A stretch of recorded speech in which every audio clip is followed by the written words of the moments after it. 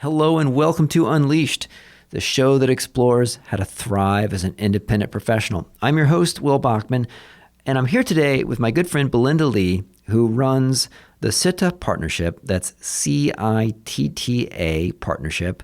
And CITA is actually, technically, I'm told, it would be pronounced chitta, and it's a Sanskrit word. Belinda, welcome to the show. Tell me what chitta means in Sanskrit. Hi, yeah, thank you so much for having me, Will. I'm so excited to be here with you. Thank you for asking. Chitta or Sitta, as I pronounce it usually, is a Sanskrit word that means the mind is associated with the heart. We picked that name because Sitta Partnership, we really founded this firm for purpose. Our goal is to help organizations, purpose-driven organizations, really do good better. The word meaning the mind is associated with the heart because we want to bring all our intellect and experience and expertise, all of ourselves into the project to help our clients, but also pair that up with our heart, our passion for social impact. So that's where the name came from. And what a marvelous language to have a word that means the mind is associated with the heart. I mean, that's a pretty cool language to have a word that means that thing. So Belinda, I wanted to really learn from you about social enterprise. I know that your work works with a lot of nonprofits, and you also work with social enterprises and firms that are interested in developing a sustainable business model that helps them do good. Let's talk about your work some there, and we can hopefully go into some case examples. But just give us an overview of your work with social enterprises. Yeah, absolutely. So social enterprise is something I'm really passionate about. I'm hoping that's the future of the mainstream economy.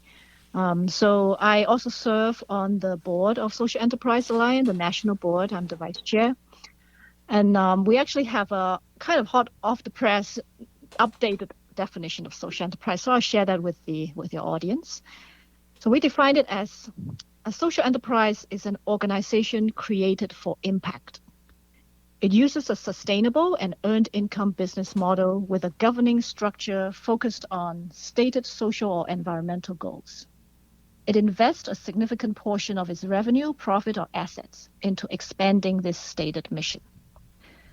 So this definition really starts right off saying a social enterprise is an organization created for impact. And that's really important because this distinguishes social enterprise as really in their DNA.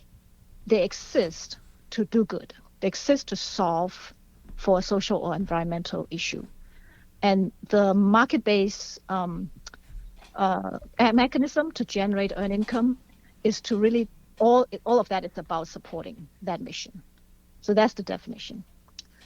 So our work, we work with a range of different organizations. For a lot of them are nonprofits that are either interested in the social enterprise model or earned income model, or have been doing it for a while and kind of want to explore that further into new directions, and social enterprises themselves. So it's a range of kind of strategy project, business modeling project, feasibility studies for those who are interested in exploring new ideas. Just a range, yeah. Great. Let's spend a little bit more time on that definition, which I found very insightful. So it started with that statement of impact, and let's kind of try to draw some distinctions. So how would, let's say a pharmaceutical company might say, well, we exist to do good, to, help cure disease, right? Or to prevent chronic ailments. What do we mean by impact, and how would a social enterprise be different than a for-profit company, or just a regular old for-profit company that is trying to do some good thing in the world, but would not be considered a social enterprise? Yeah, so I think it's helpful to look at also the ultimately why it exists. You will probably agree that typically a pharmaceutical company, their goal is to maximize their shareholders' value. And And they do that by providing and producing and developing medicines, which is great. However, a social enterprise really needs to take into account not just the shareholders' value. Actually, it's probably helpful to look at a even stricter definition, if you like, of social enterprise. So there are certification available internationally, and they're trying to introduce that in the US as well, where they define not just that you have a social and environmental impact purpose, but also that how you use that profit. Right? So let me go to, for example, there's a social enterprise, society profits in the US that's trying to do that certification process. And they require that, for example, at least 51% of your profit that's made by the business must be dedicated to that purpose. And then they even have a strict definition of you must distribute residual assets once the organization, if it's ever dissolved, into social and environmental aims. And you have to demonstrate that those social and environmental objectives are being achieved. So looking at that's a stricter definition for certification purposes, but that's the idea. The idea is that is you exist really to solve those impact questions, and really that making that profits is to support that impact, and not the other way around. So are social enterprises, and forgive my ignorance here, are social enterprises typically structured as a nonprofit entity or as just a regular LLC for-profit entity, but how are they typically structured from tax purposes and legal setup? Yeah, so interestingly, it actually is agnostic to your legal structure. We have nonprofit-based social enterprises. You have typical kind of for-profit LLC. You also have kind of this new type of, or relatively new type of structure like L3Cs, benefit corporations. It can be any of the above. It's really about those are just tax structure. But whether you're a social enterprise or not is about why you exist and how you kind of fuel those impact. Okay. But if it's and how do social enterprises typically raise their initial capital? Since it sounds like the idea is that you're not supposed to be returning a return on investment to the shareholders, right? I mean, you can also return some of that profit to shareholders, but that shouldn't be your only aim. There should be a significant amount of that profit really returned to that purpose. So it's a combination. It's both purpose and profit, right? So typically, I mean, again, it also depends how they raise their initial capital. If it's some of those social enterprises actually a subsidiary or subsidiary affiliate out of a nonprofit, let's say, then sometimes there is a initial injection of maybe grant funding or some kind of other support to get it started until it can run itself. Some for-profit businesses then is just like any for-profit business. They have to kind of find a way to raise that money, perhaps from their savings, from angel investors. So it just depends on how you get started. All right, great. Could you share some case examples, perhaps social enterprises that you've worked with, or not necessarily, to give us some color around how a social enterprise set up and run, and what the organization might look like, and what some of the earned income models are, what some of the types of impacts you see them serving? Just help me learn more about this world. Mm-hmm. Yeah, so I can give you many examples, but I'll pick one that's actually a client of ours that we actually helped them develop the model. So it was a pilot for them, and they tested it out, and I think they're expanding it now. And it's interesting. It's an organization that's technically a nonprofit or quasi-government / nonprofit that's out of DC called NeighborWorks America. And they've actually published case studies about this too. So I feel comfortable sharing their name. So they are a congressionally funded, about $250 million organization out of DC that supports about 240 community-based nonprofits, independent nonprofits, that are all kind of striving towards stabilization of neighborhood, creating thriving neighborhood in across the country in the U.S.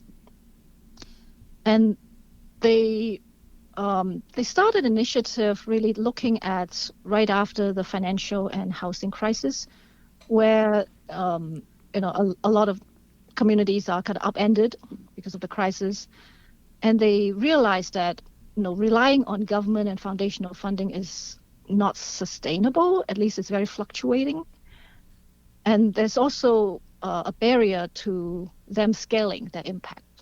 So what they decided to do is to explore the social enterprise model, and we were hired to be the subject matter expert on this topic and help them really build that model. So we worked with about 25 nonprofits across the country, different sizes, rural versus urban, but they all have kind of similar type of programs under their home buyership program. And so, for example, some of the programs are home buyer education, first-time home buyer education, to more sophisticated ones like lending and even realty services. So traditionally, they had been relying on grant funding and donations to support those services. They don't charge their clients for those services. But with the social enterprise model, we helped them think about how they could really start charging, but still very mission-based. And so some examples is, let's say, the home buyer education program. They used to offer them free. And even they offer pizzas for people who come to classes, and they have like 100 people showing up. But ultimately, maybe one person ended up buying any home. And that's because they're not really getting the right set of clients. And when we develop a model, and there's a lot of details behind the product, the pricing and all that, and they're charging a modest price. And then suddenly the attendance dropped to, say, 12 people, but 6 of them would go through the program and manage to buy a home that fits their needs and budgets. So that's one example with that. And then there's also other examples of in that whole business model of expanding their client set, their customer targets, for example, to a slightly higher income level, but still not high enough for a traditional realtor to be interested in serving. So there's a market gap there, and they expanded that service to them to get some commission, but still serving those really in need. And there's all sets of just a all-encompassing set of kind of business model that we developed for them from across different product lines. And so what happened was really they are starting to see those results of efficiency and expanding market, expanding partners, and generating income at the same time, and really helping the right people at the right time, and kind of working towards their scaling goal. So that's one example. Yeah, no, that's fascinating. On the piece about the market gap, tell me a little bit more about that, because I would have guessed you would think in sort of a free competitive market that if it was possible to serve that market segment profitably at all, that someone would be doing it. So how did they manage to serve that underserved segment and make enough money to with the earned revenue to kind of fund themselves in doing it? Mm-hmm. Yeah, sure. So traditionally who they served were mainly those who were under 80% area median income, the families who make that amount of income. And that partly was dictated by public funding requirements. So public funding dictate that you have to serve that level of income individuals. But as property prices increase, incomes that incomes actually limit that volume served. So what they saw was there was a gap for those between 100 and 120% AMI families.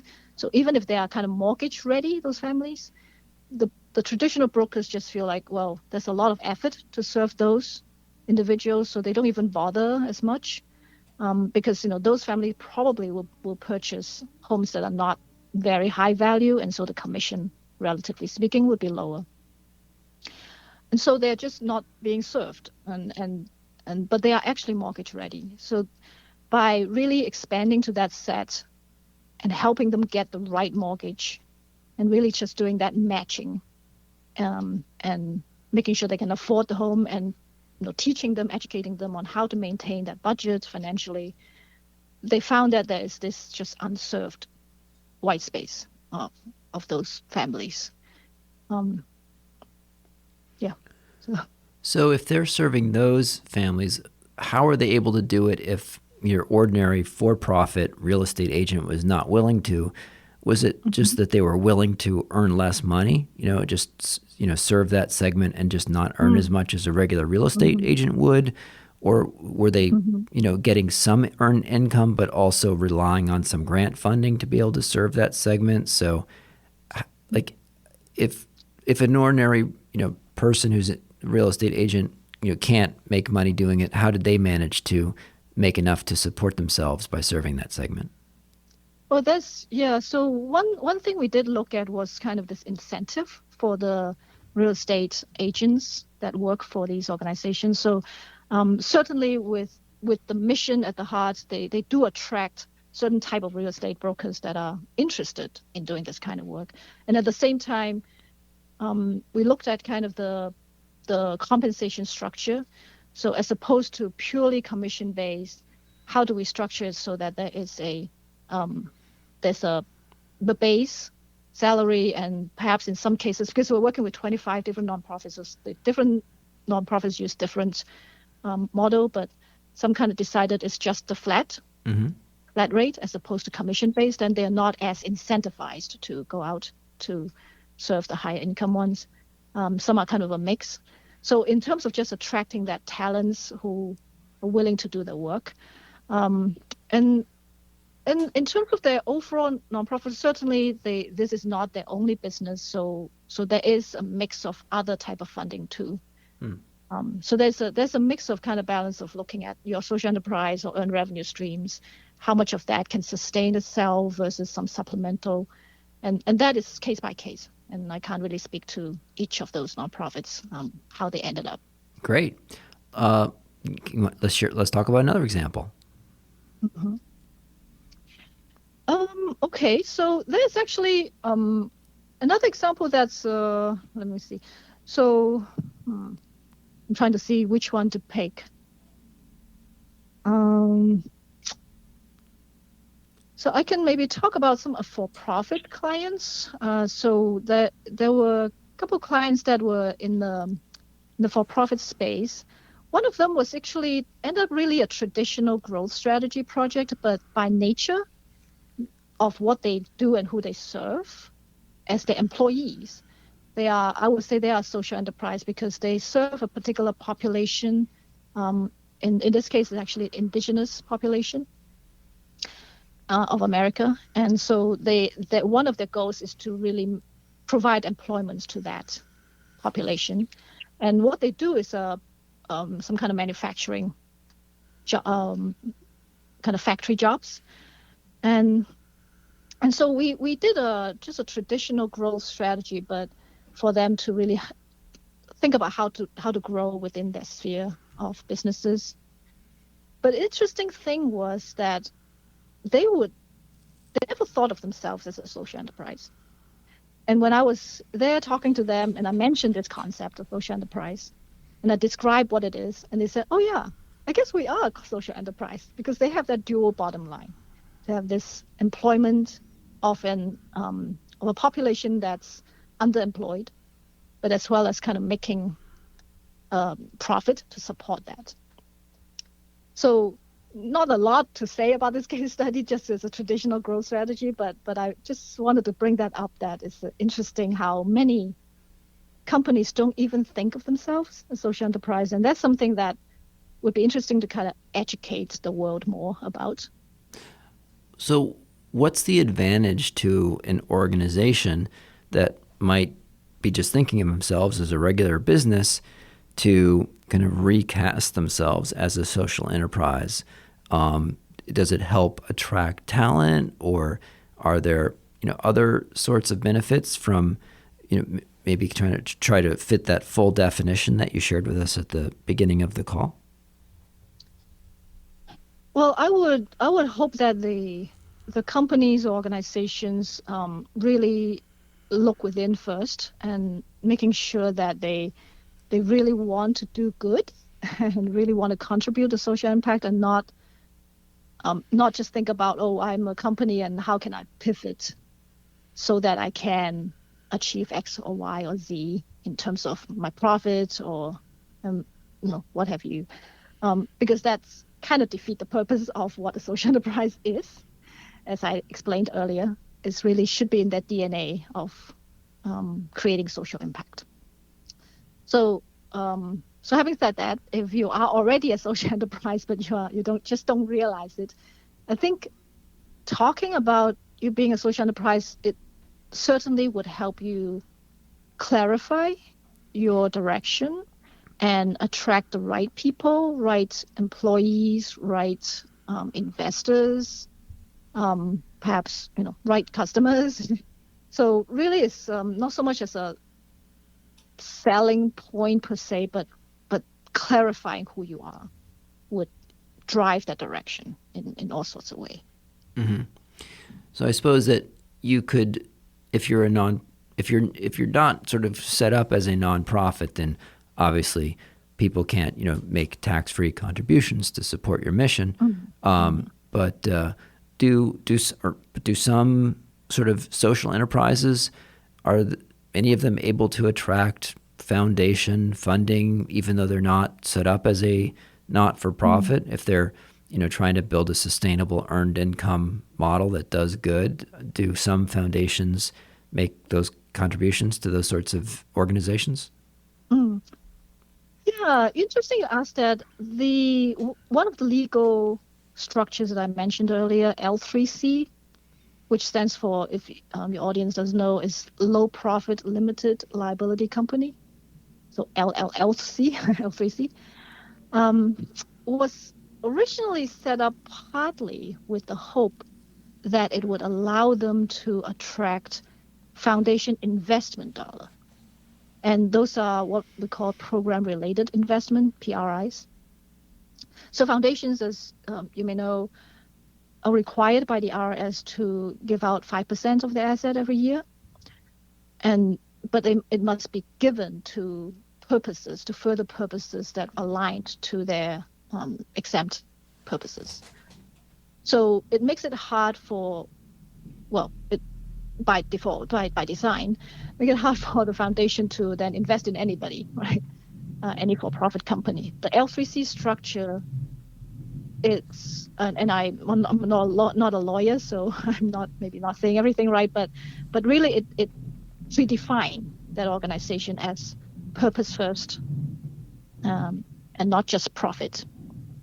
So because of that predefinition, it's more possible for foundations to then use that PRI instrument to invest in these companies,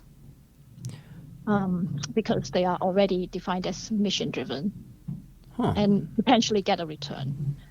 However, in reality, it actually hasn't happened much. There's some, again, not a lawyer, but there's apparently a lot of tax complication and just other issues that has prevented foundations actually to take advantage of that.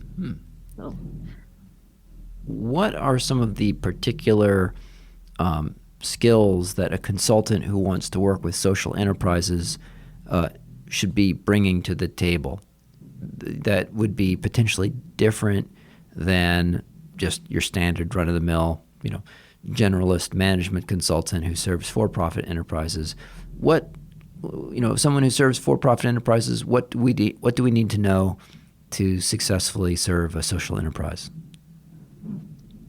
well, for sure, all those skill sets that are like your what you call run-of-the-mill consultants would bring. So really a good business acumen, looking at the market, understanding all the business aspects, project management, all those kind of things. I think I would say in addition is really this passion, this alignment for the social impact world, and an understanding of the complexity that that entails. So social enterprises are looking at both mission and margin, both, and that adds just so much more complexity, right? So, for example, if you're working for an employment-based or employment social enterprise, in other words, that social enterprise purpose is to create jobs for individuals who have challenges in finding jobs, let's say returning citizens, individuals with disabilities, and so forth. And understanding that creating those jobs is one thing, but also there potentially needs to be a wraparound services to support those individuals as well.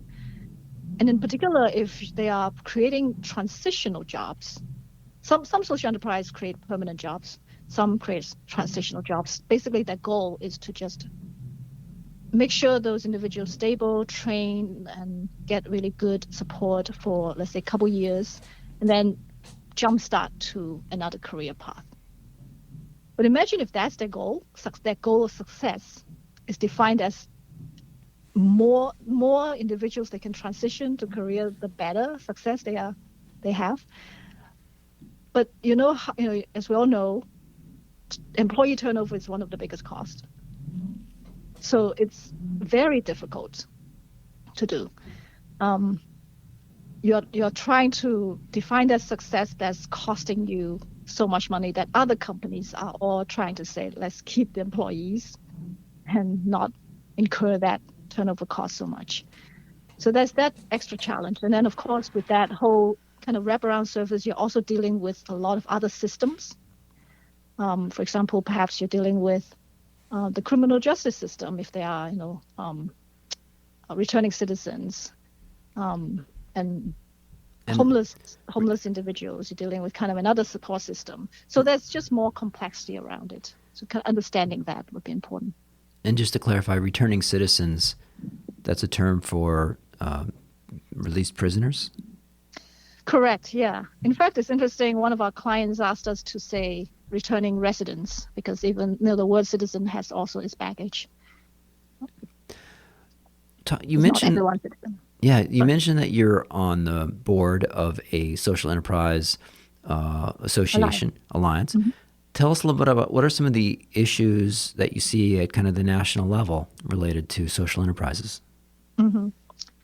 Yeah, so Social Enterprise Alliance is a membership organization. Our members are either social enterprise practitioners or the ecosystem of individuals and organizations that are supportive of this social enterprise movement, as I like to call it. And just can share with you also our kind of brand new updated vision and mission. So our vision is to create a new equitable economic norm by catalyzing social enterprises in the US to grow their revenue and their impact. And our mission is to empower social enterprises to become sustainable and expand their impact. And we support them by building awareness, advocating for change, and providing access to resources. And that last bit kind of get to some of those challenges, I guess, or things we would like to work on in the social enterprise scene nationally. Right? One is to build awareness, really helping people understand, such as on this podcast, what is a social enterprise? How is that different than other types of organizations? Are you actually a social enterprise? Like just building the awareness, both from an organization's point of view, but also from consumers' point of view. Consumers could be consumers, but also kind of B2B, other businesses who might buy from social enterprises. Just building that awareness of what is it and why is it important. And then helping advocate for those change. For example, I think I might have mentioned at some point that there is certification efforts going on. So how do we help companies that are trying to buy good, if you like, buy from socially impactful organizations and suppliers?